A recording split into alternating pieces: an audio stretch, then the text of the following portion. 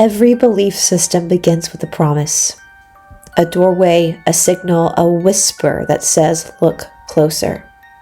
But sometimes when we follow the whisper, we find a hallway that keeps changing shape. And in that hallway, the voices shift. Let's explore such a place. A corner of the internet where prophecies grow and transform, where cosmic beings revise their own story, where the past is edited like a page in a diary. Some call it a forum, some call it transmissions. Others call it an experiment that escaped its own boundaries, and others still call it a cult. This is the story of the Cassiopaeans. In the beginning, the Cassiopaeans claimed to be future humans, perfected beings calling back to help us through the dark. Weeks later, the story changed. They were no longer humans. Now they were sixth density light forms, the kind that don't bother with bodies at all. And then months later, they became something closer to a reflection, a fragment of higher consciousness braided with the mind of the channeler herself. In folklore studies, we call this shape-shifting ontology, a source that adapts whenever the previous form no longer fits the narrative.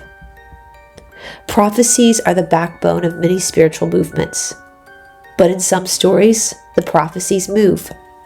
The Cassiopaean wave, the great cosmic event, was supposed to arrive in the late 1990s, then the early 2000s, then in 2014, then soon, always soon. Each misprediction was explained away. The timeline changed, the meaning was misunderstood, or the warning was only symbolic.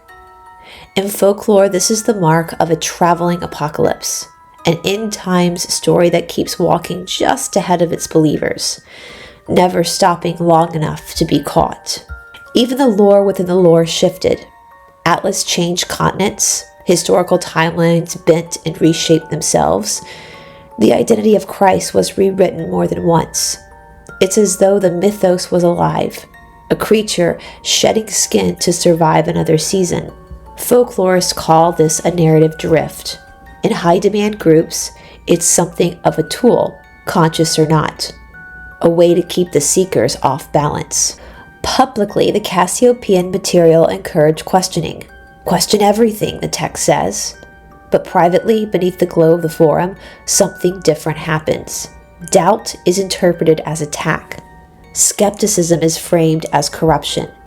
Departing members are spoken of as though something got to them. And so the commandment, question everything, slowly becomes question everything except us. In folklore psychology, this is called double binding doctrine, the rules that contradict itself while insisting it does not. When viewed from afar, the Cassiopaean story behaves less like a downfall from higher beings and more like an evolving myth cycle, fluid, responsive, shifting with the tides of the group. Maybe that wasn't intentional. Myths often grow like coral, layer by layer, built on earlier structures that buildings forgot were there. But the results are the same. A story that feels solid, until you press your hand against it, and the walls move beneath your fingers. In the end, the tale of the Cassiopaeans is not a story about one lie, but about 1,000 small changes, a constellation that rearranges itself the moment you try to chart it. Because in the house of shifting voices, truth isn't denied, it's simply rewritten.